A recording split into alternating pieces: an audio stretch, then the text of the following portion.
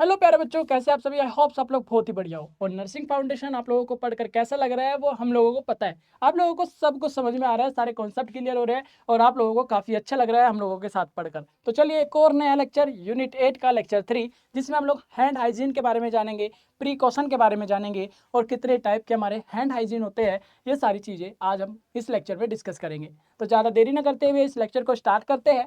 सबसे पहले हम लोग बात करने वाले प्रिकॉशन ऑफ हैंड हाइजीन की। प्रिकॉशन ऑफ हैंड हाइजीन का मतलब होता है बच्चा कि हैंड हाइजीन हमारा क्या होता है। सबसे पहले ये समझिए, हैंड हाइजीन का मतलब हमारे हाथों की स्वच्छता। जितने भी हाथ स्वच्छ रहेंगे उतने हम लोग हेल्दी रहेंगे, क्योंकि हमारे हाथ ही सबसे ज़्यादा यूज होते हैं हमारे कार्यों में, और उन कार्यों में यूज होने की वजह से ही हमारे हाथों में जम्स आ जाते हैं और हमारी बॉडी के अंदर एंटर कर जाते हैं, जिसकी वजह से हम लोग बीमार होते हैं। तो उसी का ही मेरे प्यारे बच्चे यहाँ पे एक प्यारी सी डेफिनेशन से हम लोग समझेंगे कि हैंड हाइजीन हमारा एक सिंगल मोस्ट इंपोर्टेंट मेजर है जो कि प्रिवेंट हॉस्पिटल एक्वायर्ड इन्फेक्शन। यानी कि हमारा हैंड हाइजीन एक प्रकार का वह मेजर है जो कि हमारे ह्यूमन के अंदर होने वाले हॉस्पिटल एक्वायर्ड इन्फेक्शन से बचा जा सकता है, प्रिवेंट हो सकते हैं।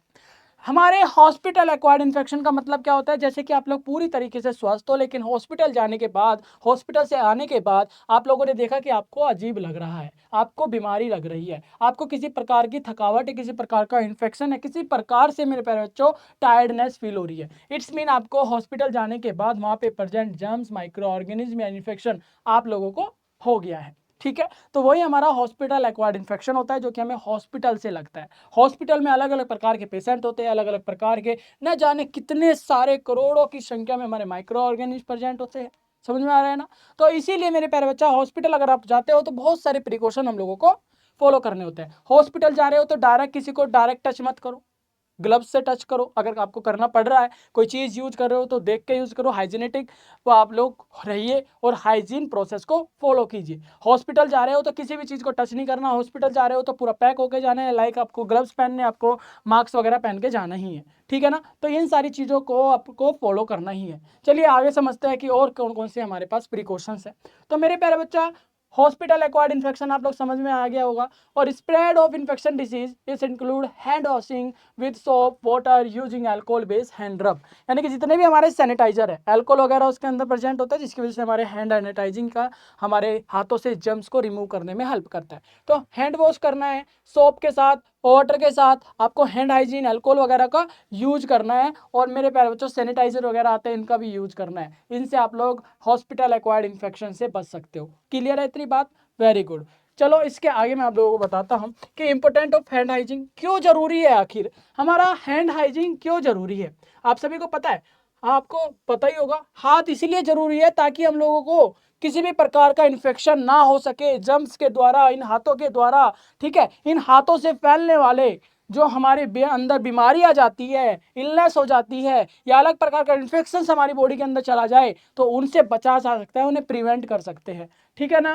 प्रिवेंट ट्रांसमिशन ऑफ पैथोजन, जितने भी हमारे पैथोजन है जो हमारे इन्वायरमेंट में, हमारे सराउंडिंग में प्रेजेंट होते हैं, वो हमें बीमार करने में रहते हैं, यानी कि बीमार करने के लिए रेस्पॉन्सिबल है। तो उन्हीं पैथोजन को ठीक करने के लिए, प्रिवेंट करने के लिए, हमारी बॉडी में इन्फेक्शन ना फैलाए, उसके लिए हम लोग क्या करते हैं, हैंड हाइजीन करते हैं। ठीक है, इतनी बात समझ में आ रहा है? Very good. Protect A health care worker from contamination. जो भी आप लोगों को सर्विस प्रोवाइड कर रहे हैं, पेशेंट को सर्विस प्रोवाइड कर रहे हैं, जो हमारे हेल्थ वर्कर है, यानी कि नर्स होती है, डॉक्टर होते हैं, दूसरे हमारे हेल्थ वर्कर्स होते हैं, तो मेरे प्यारे बच्चों, उनको कंटामिनेशन से रोकने के लिए, उनको कंटामिनेशन से प्रिवेंट करने के लिए भी हमारा हैंड हाइजीन बहुत ज़्यादा जरूरी है। समझ में आ रहा है? कंटामिनेशन का मतलब क्या होता है, यानी कि किसी कार्य को कर रहे हो, उस कार्य के बीच में अगर किसी तीसरी जगह से आप लोगों को इन्फेक्शन हो जाए, या फिर आपके अंदर कोई जर्म्स, पैथोजन्स या कोई भी माइक्रो ऑर्गेनिज्म आ जाए, एंटर कर जाए, तो वो आपका कंटामिनेशन हो जाता है।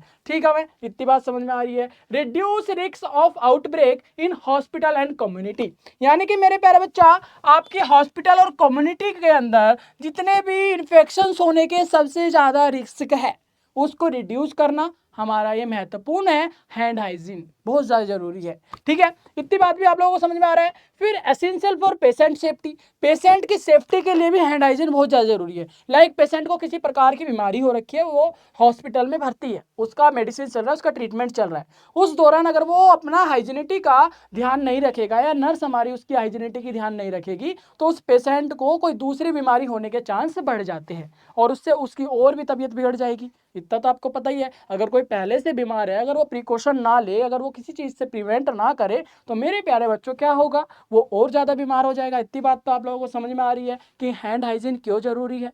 बिल्कुल, कोई भी डाउट, कन्फ्यूजन, क्वेश्चन मन में है तो प्लीज़ कमेंट कर दीजिएगा, मैं आपका जवाब जरूर दे दूंगा। समझ में आ रही है ना।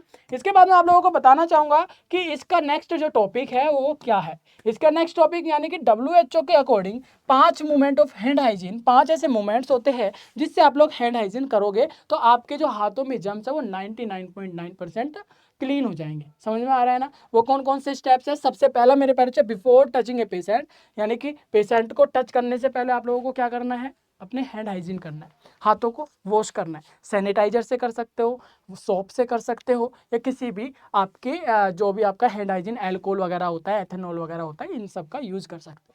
इसके बाद मेरे पे बच्चा बिफोर एसेप्टिक प्रोसीजर, यानी कि जब भी एसेप्टिक प्रोसीजर को फॉलो करोगे उससे पहले आपको हैंड हाइजीन करना है। एसेप्टिक प्रोसीजर आप सभी को पता है, किसी भी चीज़ को साफ करने से पहले आपको हाथ धोना है, यानी कि कोई इंस्ट्रूमेंट आप लोगों को साफ करना है, या फिर पेशेंट के पास जो भी मशीन वगैरह आप लोग यूज करने वाले हो, जिससे डायग्नोस करने वाले हो, उससे पहले आप जो भी आप लोग एसेप्टिक प्रोसीजर को फॉलो करोगे, ठीक है, उससे पहले आपको हैंड हाइजीन कर लेना है, हाथों को धो लेना है। ठीक है, गुड। इसके बाद after exposure to body fluid, यानी कि जब बॉडी फ्लूइड आप लोग कर चुके होंगे, यानी कि पेशेंट में बॉडी को फ्लूइड एक्सपोजर दे चुके होंगे, बॉडी को टच कर चुके होंगे, पेशेंट को टच कर चुके होंगे, उस टाइम पे आपको क्या करना है, टच करने के बाद, पूरी प्रोसीजर होने के बाद आप लोगों को अपने हाथों को धोना है, अल्कोहल से या साबुन से, या फिर अपना अच्छी तरीके से, जिससे आप लोगों के हाथों में जर्म्स क्लीन हो जाए। इसके बाद आपको after touching a patient surrounding, जब भी आप लोग पेशेंट को टच करते दौरान, या पेशेंट के आसपास की चीज़ों को टच करते हो, उनके कपड़ों को टच करते हो, उसके लीन को टच करते हो, यानी कि आप उनकी बेडशीट वगैरह चेंज वगैरह करते हो, तो उस दौरान भी आप लोगों को अपने हाथों को धोना है। ठीक है, ये किसके अकॉर्डिंग बताया जा रहा है, WHO के अकॉर्डिंग बताया जा रहा है कि आपको कौन कौन सी चीज़ों को ध्यान में रखना है, कौन कौन से प्रिकॉशन लेने। ठीक है, WHO यानी कि वर्ल्ड हेल्थ ऑर्गेनाइजेशन, ये एक ऐसा हेल्थ ऑर्गेनाइजेशन है जो पूरी दुनिया में चल रहे हेल्थ सिस्टम को कमांड करता है, रेगुलेट करता है, रूल्स रेगुलेशन गाइडलाइन को बनाता है। यानी कि पूरे हेल्थ केयर सिस्टम को ऑर्गेनाइज करने वाला सिर्फ एक ही ऑर्गेनाइजेशन है, वो है WHO, वर्ल्ड हेल्थ ऑर्गेनाइजेशन। समझ में आ रहा है ना। WHO की बात सभी को माननी होती है हेल्थ केयर सिस्टम में। ये भी आप लोगों को समझ में आ गया, हिंदी और इंग्लिश दोनों मोड में इसीलिए बताए गए हैं ताकि कि आपको प्रॉब्लम ना हो, आपको सब कुछ समझ में आ जाए। किसी भी बच्चे को कोई भी पॉइंट्स में कोई भी डाउट हो, कुछ पूछना चाहता हो, और ज़्यादा पूछना चाहते हो, प्लीज़ कमेंट कर दीजिएगा, मैं आपका जवाब 101% दूंगा। ठीक है, अगर आप हमसे बात करना चाहते हो तो आपके पास एक रास्ता है कि आप लोग हमारे यूट्यूब एंड इंस्टाग्राम की प्रोफाइल पर प्रेजेंट हमारी व्हाट्सअप ग्रुप लिंक, उस पर क्लिक करते ही आप लोग व्हाट्सअप ग्रुप में ज्वाइन हो जाओगे, और व्हाट्सअप ग्रुप में ज्वाइन होने के बाद आप हमसे डायरेक्ट बात कर सकते हो, और फ्री ऑफ कॉस्ट आप लोगों को हम लोग सारा आप लोगों को सपोर्ट करते हैं, हैंड होल्डिंग सपोर्ट देने का आपको वादा किया हुआ है। ठीक है, क्यों घबराने की कोई बात नहीं है, सिंपल आप लोगों को हमारी एप्लीकेशन भी डाउनलोड करनी है जो कि प्ले स्टोर पर मिल जाएगी, हमारे व्हाट्सअप ग्रुप को ज्वाइन कर लेना है, और सारे प्लेटफॉर्म जैसे कि Instagram and YouTube follow and subscribe कर लेना है। ठीक है, तभी हम लोग आप लोगों को सपोर्ट कर पाएंगे, अदरवाइज आप लोग हम तक कॉन्टैक्ट कैसे करोगे, ये हमारे कॉन्टैक्ट करने का सोर्स है ना। तो चलिए आगे अगले टॉपिक पे आते हैं। अगले टॉपिक में हम लोग बात करते हैं मेरे बच्चा हैंड वॉशिंग की, यानी कि हाथ धोने का तरीका, हाथ धोने का समय कितना होना चाहिए। ये WHO के अकॉर्डिंग, उनकी गाइडलाइन के अकॉर्डिंग आपको बता रहे हैं कि आपका 60 से 40 सेकंड, यानी कि 40 से 60 सेकंड, 1 मिनट तक आप लोगों को हाथ धोना चाहिए।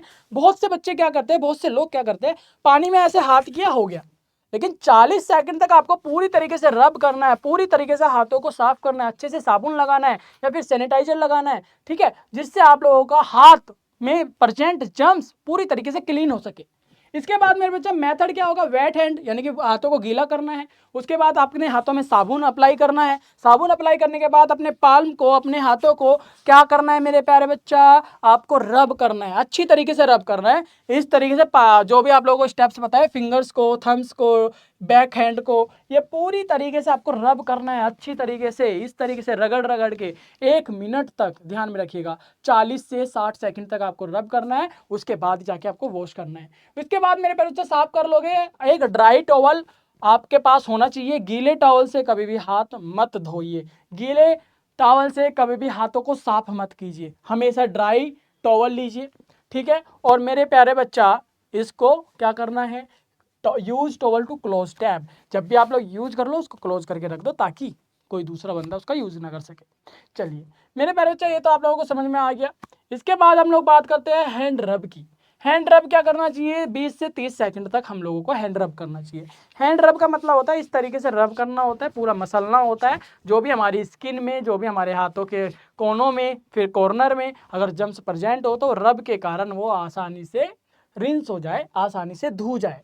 समझ में आ रहा है ना? Very good. तो अच्छी तरीके से रब करना है। रब आप लोगों को समझ में आ गया है जो मैं कर रहा हूँ, जो ये प्रोसीजर है, ये हमारी रबिंग प्रोसीजर है। ठीक है, ऐसे ऐसे आपके फिंगरों को, आपके थंब को, आपके पाल्म को और बैक हैंड को इस तरीके से रब करना है ताकि आपके बहुत अच्छी तरीके से क्लीन हो जाए। मेरे प्यारे बच्चा, यूज एल्कोहल बेस हैंड रब, यानी कि आप लोगों को एल्कोहल का यूज करना है। एल्कोहल का मतलब यहाँ पे शराब मत लेके आ जाना। यहाँ पे आप लोगों के पास सैनिटाइजर होते हैं, आपके पास जितने भी हैंड सैनिटाइजर आते हैं उसमें एल्कोहल प्रेजेंट ही होता है, इसका यूज कर लेना है। ठीक है, और मेरे पे बच्चा suitable when hand are not visibility dust, यानी कि आप लोगों को इतनी अच्छी तरीके से हाथों को धोना है कि डस्ट वगैरह या फिर गंदगी वगैरह आपके हाथों पे विजिबल ना हो, पूरी तरीके से क्लीन हो जाना चाहिए।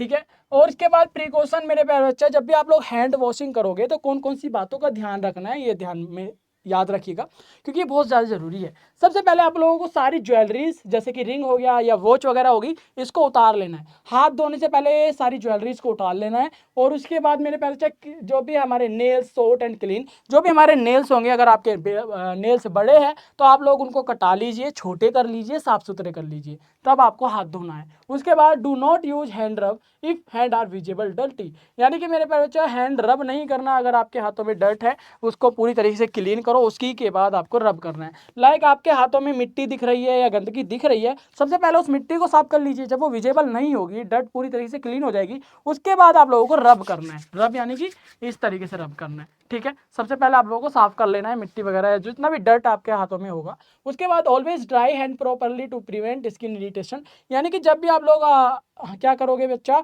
हाथ धोओगे तो आप लोगों के हाथों को क्या करना है, ड्राई रखना है, वरना आप गीला रखोगे तो इरिटेशन आप लोगों को लगेगी। स्किन इरिटेशन से आप लोग बच जाओगे, प्रिवेंट हो जाओगे। तो पूरी तरीके से हाथ धोने के बाद आपको ड्राई हैंड करना है। उसके बाद फॉलो स्टैंडर्ड गाइडेंस, जो भी हमारे WHO की गाइडेंस है, जो भी मैं आप लोगों को बता रहा हूँ, तो मेरे प्यारे बच्चों इन सारी चीज़ों को आप लोगों को फॉलो करना है।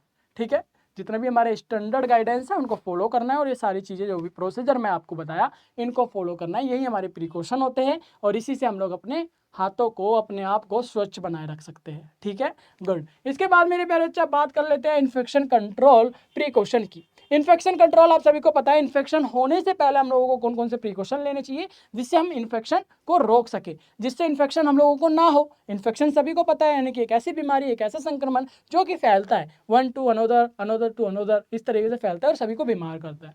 तो मेरे प्यारे बच्चों, सबसे पहले क्या करना है, 1 मिनट तक हाथों को धोना है और WHO की गाइडेंस को फॉलो करना है। स्टैंडर्ड गाइडेंस है WHO की, वो सारी चीज़ों को फॉलो करना है। जैसे कि हमारे वेट हैंड विद वाटर, हमारे हाथों को क्या करना है, गीला करना है। उसके बाद सोप को अप्लाई करना है, पैसे जो भी हमारे पाल्म है, जो भी हमारे फिंगर है, जो भी हमारा हैंड बैग है, जो भी हमारे नेल्स है, इनको अच्छी तरीके से रब करना है। ठीक है, रब कितने मिनट तक करना है, 20 से 30 सेकंड तक रब करना है। उसके बाद हमारा जा रहा है इंटरलैक फिंगर्स को, यानी कि हमारी जो फिंगर है इस तरीके से पूरी फिंगरों को साफ करना है, कोनों को साफ करना है, थंब को साफ करना है और वाटर के साथ धो देना है। धोने के बाद हम लोगों को एक ड्राई कॉटन का कपड़ा लेना है जिससे हम लोग अपने हाथों को सुखाएंगे।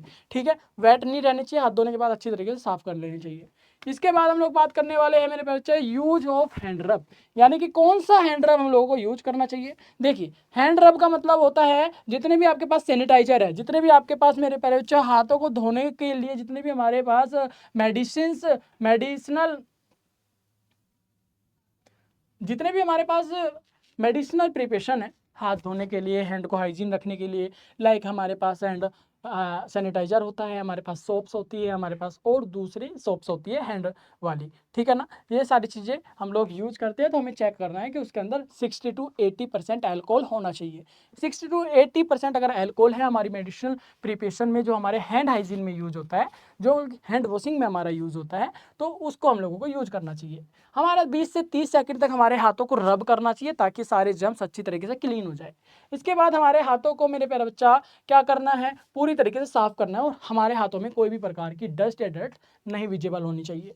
फिर मेरे प्यारे बच्चा, टेक सफिशिएंट अमाउंट, जितने भी आप लोगों को सफिशिएंट अमाउंट लग रहा है, कितनी हमें साबुन की ज़रूरत है, कितना हमें हैंड वॉशिंग की, हैंड रब की ज़रूरत है, तो वो ले लेना है जिस तरीके से यहाँ पे पिक्चर में दिखाया हुआ है। उसको अच्छी तरीके से साफ करना, मतलब कि अपने हाथों को रब करना है, अच्छी तरीके से उसको 20 से 30 सेकंड तक रब करना है और उसके बाद 1 मिनट तक हमें पूरे हाथों को धोना है और देन रिंस कर लेना है, साफ कर लेना है पानी से। ठीक है। इसके बाद मेरे प्यारे बच्चे बात करते हैं पर्सनल प्रोटेक्टिव इक्विपमेंट की। यह एक ऐसा इक्विपमेंट है, पीपीई किट भी इसको बोलते हैं, जो कि हमारे पूरे बॉडी को कवर कर लेता है और बाहर से आने वाले इन्फेक्शन, बाहर से आने वाले जितने भी जर्म्स हमारी बॉडी के अंदर नहीं जा पाते। इससे हमारा इन्फेक्शन कंट्रोल हो जाता है। कोविड में देखा होगा आप लोगों ने, पीपी किट के बारे में जानते होंगे। इसमें हमारे गॉगल्स होते हैं, हमारे मास्क होते हैं, हमारे मेरे बच्चे ग्लव्स होते हैं, हमारे शूज पैक होता है, ठीक है, हमारा शूज कवर होता है, पूरी तरीके से हमारे पास एक ऐसा गाउन होता है, ठीक है, जैसा आप पिक्चर में देख रहे हो। इसको पूरा कवर कर लेते हैं, हमारी बॉडी पूरी कवर हो जाती है और जितने भी हमारे सेंसिटिव एरिया है, जितने भी हमारे रूट ऑफ एडमिनिस्ट्रेशन है, वो सारे हमारे क्या हो जाते हैं, बंद हो जाते हैं और हमारा इन्फेक्शन हमारी बॉडी के अंदर नहीं जा पाता। समझ में आ रहा है? Very good. तो मेरे प्यारे बच्चे, ग्लव्स होता है, मास्क होता है, जो कि हमारे रेस्पिरेशन के थ्रू हमारा इन्फेक्शन हमारी बॉडी के अंदर जाता है, वो रुक जाता है। ग्लव्स से हमारे हाथों से जितना भी इन्फेक्शन हमारी बॉडी के अंदर जाने वाला होता है वो रुक जाता है। हमारे गाउन होता है, जो कि बॉडी के क्लॉथ पे लगने वाला जितना भी हमारा जर्म्स या फिर हमारे इन्फेक्शन है वो रुक जाता है। और हमारी कैप है, जो हमारी कैप भी आती है बालों को रोकने के लिए, सिर को कवर करने के लिए, वो हमारे जर्म्स को रोक लेता है। ठीक है। एडिशनल प्रोटेक्शन, ये सारी चीज़ों को हमारा आप सभी जानते हो, ज़्यादा बताने की जरूरत नहीं है और ईजी लैंग्वेज में, हिंदी और इंग्लिश मीडियम में यहाँ पे हम लोगों ने आपके लिए नोट्स में लिखा हुआ है। कोई भी दिक्कत परेशानी या क्वेश्चन आपके मन में हमसे पूछ सकते हैं। ठीक है। इसके बाद मैं आप लोगों को बताना चाहूँगा कि स्टैंडर्ड प्रिकॉशन क्या है, जो कि WHO ने दी है। WHO की गाइडेंस आप लोगों को बताती है कि आपको स्टैंडर्ड प्रिकॉशन कौन सी अपनानी है, कि minimum infection prevention practice that apply to all patient, जितने भी हमारी केयर रिगार्डिंग या suspected confirm infection, they included hand hygiene है, पीपी किट है, रेस्पिरेटरी हाइजीन, कफ एटिक्यूट है, सेफ इन्फेक्शन प्रैक्टिस है, handling and disposal of contaminated equipment है। ये सारी चीज़ों को हमें क्या करना चाहिए बच्चा, सभी को बतानी चाहिए, सबको अवेयरनेस देनी चाहिए और ये सारी चीज़ों को फॉलो करना चाहिए। ये हमारा WHO के अकॉर्डिंग हमारी जितनी भी गाइडलाइंस है और जितने भी प्रिकॉशंस है, ये स्टैंडर्ड प्रिकॉशंस है।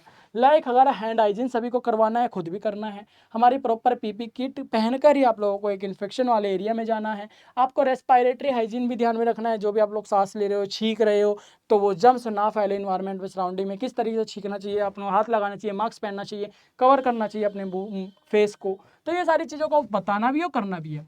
उसके बाद इन्फेक्शन प्रैक्टिस सभी को बता देनी है कि कौन कौन से तरीके आप लोग अपने इन्फेक्शन को फैलने से रोक सकते हो, जैसे कि दूसरों को डायरेक्ट टच ना करना, दूसरे के ज़्यादा कॉन्टैक्ट में आना अगर आप लोग इन्फेक्टेड हो, इन सारी चीज़ों को बातों का ध्यान रखना है।